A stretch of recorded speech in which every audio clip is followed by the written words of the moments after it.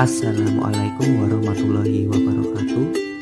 Pada kesempatan kali ini kita akan latihan soal-soal TPS mengenai bahasa Panda. Sebelum kita ke soal-soal dan pembahasan, kita perlu mengetahui terlebih dahulu apa itu bahasa Panda.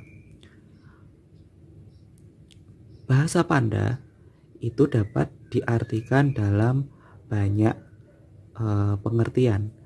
Ada yang mengatakan bahasa sandi, ada yang mengatakan bahasa rahasia, bahkan ada yang mengatakan bahasa pengkodean. Nah, lebih lengkapnya, bahasa Panda itu merupakan bahasa yang menggunakan metode enkripsi atau mengubah gitu ya, dari huruf ke huruf, bisa juga huruf ke angka, atau sebaliknya angka ke huruf, angka ke simbol, atau sebaliknya simbol ke angka. Bisa juga nanti dalam bentuk suku kata ke angka, angka ke suku kata, atau dari suku kata ke suku kata yang lain, dan seterusnya, dengan suatu pola atau sistem tertentu. Ya, di sini yang perlu digarisbawahi adalah adanya pola atau sistem tertentu. Langsung saja kita mulai dari latihan yang pertama. Nomor 1. Berikut adalah kata-kata dan terjemahannya. Vreupele berarti kantor bersih. Groupene berarti gudang kecil. Groupele berarti gudang bersih. Kata apakah yang mungkin berarti taman kecil? Nah, kita bisa mendapatkan jawabannya dari 3 pernyataan ini. Vreupele artinya kantor bersih. Groupene tadi gudang kecil, Groupele gudang bersih. Nah, coba kalian jawab sendiri dulu, kalian pause dulu, kira-kira jawaban yang paling tepat apa? Ya, kita bahas. Di sini ada kata pele. Di sini juga ada kata pele. Nah, ini kan sama, menghasilkan arti yang sama juga, yaitu bersih. Bersih, di sini bersih gitu ya.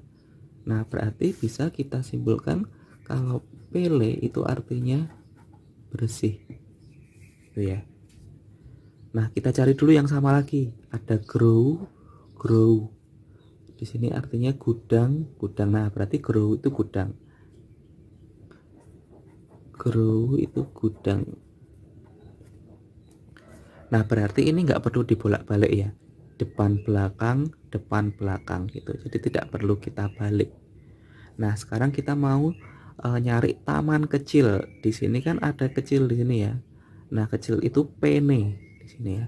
Berarti pene itu artinya kecil. Pene sama dengan kecil. Nah, karena tidak dibalik, taman kecil, berarti nanti yang belakang ini harus pene, karena pene itu sama artinya dengan kecil. Kita cari aja di antara option ini yang akhir suku kata terakhirnya itu pene gitu ya. Nah, berarti ini ya pene ya. Lainnya kan bukan, ini pele, forsit, panel tuh ya. Nah, jadi jawaban yang paling tepat adalah D. Seperti itu. Nah, kemudian contoh yang lain seperti tipenya nomor 1 tadi. Berikut adalah kata-kata dan terjemahannya. Flyover berarti kuda putih, rundown berarti unta kecil, game over berarti mawar putih, runaway berarti unta besar. Berdasarkan petunjuk di atas, apa terjemahan dari run over? Coba kalian pause dulu, kalian jawab sendiri dulu, kira-kira mana ya jawaban yang tepat? Ya, kita menggunakan strategi yang sama seperti nomor 1 tadi. Kita cari suku-suku yang sama ya.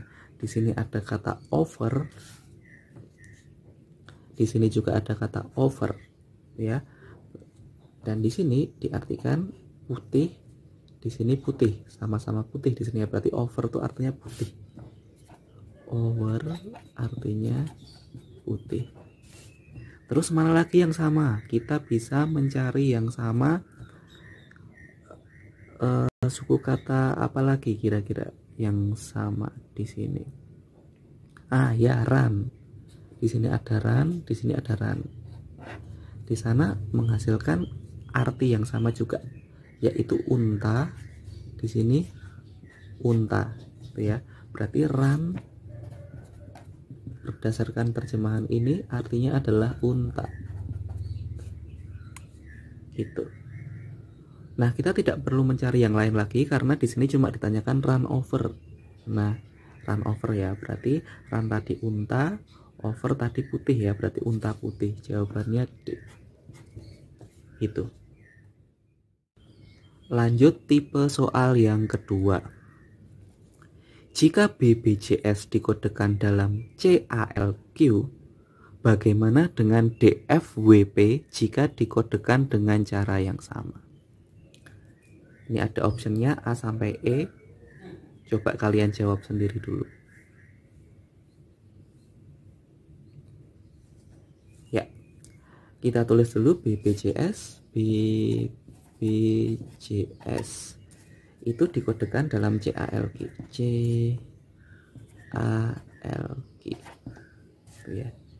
Nah, kita tahu dari B ke C itu tambah 1 ya. Tambah 1. B ke A turun 1. A kan sebelumnya B tuh. Itu min 1.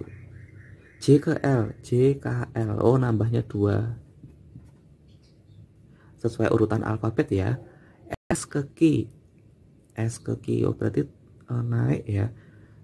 QRS berarti min 2. Nah, gitu.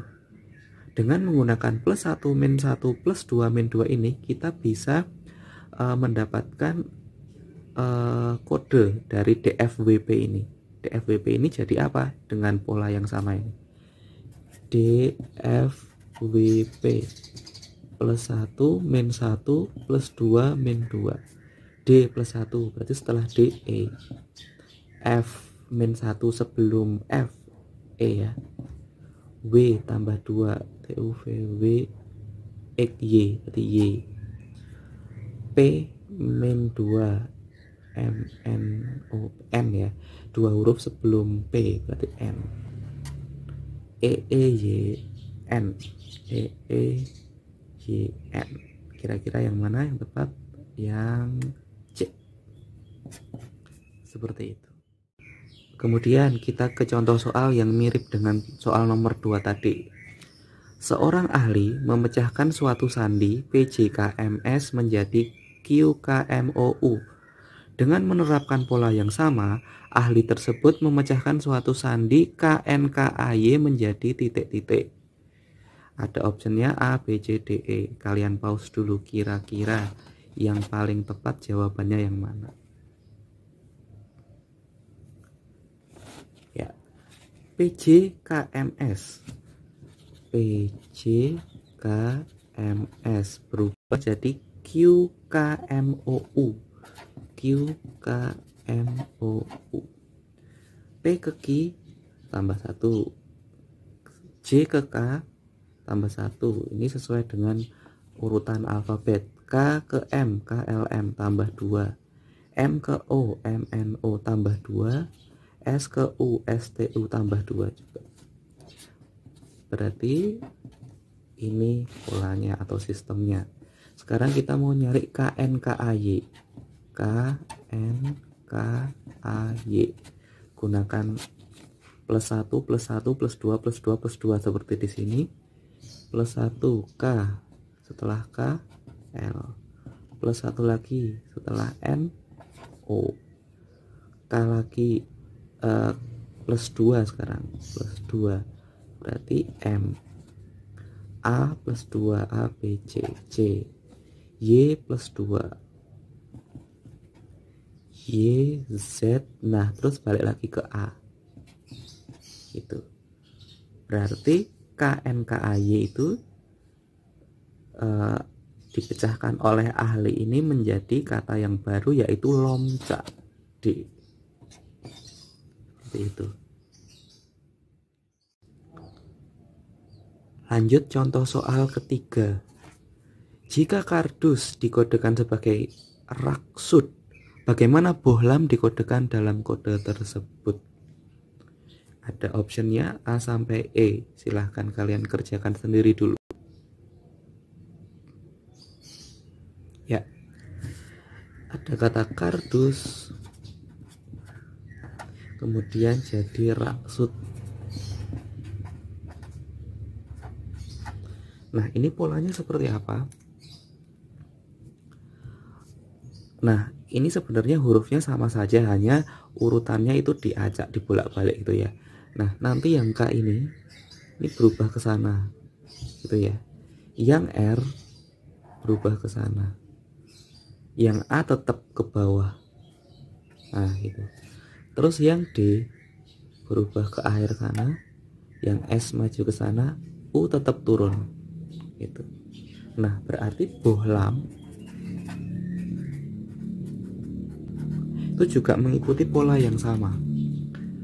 B kita taruh di sana, B, H kita taruh di depan, itu O nya turun, O, jadi hop depannya ya, antara B atau C.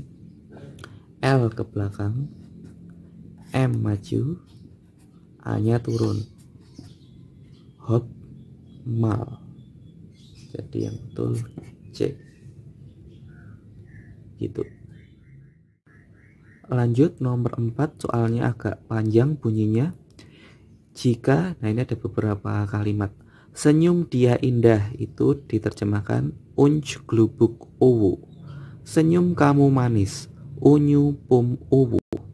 Mata dia indah, unj glubuk krup. Rambut sama dengan hap. Maka jika ingin mengatakan rambut kamu indah adalah titik-titik. Ini ada optionnya A, B, C, D, E. Kira-kira mana yang paling tepat? Coba kalian pikirkan sendiri dulu, di pause dulu.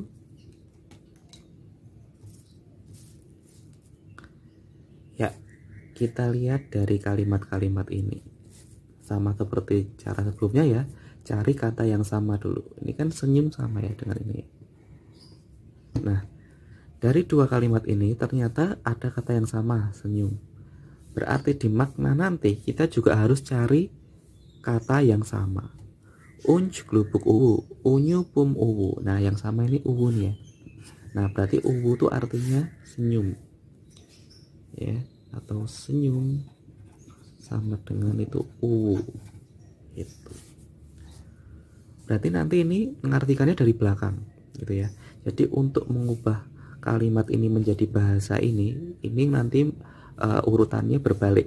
Ini dari depan ke belakang, ini dari belakang ke depan, gitu ya. Terus kata yang sama lagi antara kalimat pertama dan ketiga. Dia indah. Ini juga ada dia indah.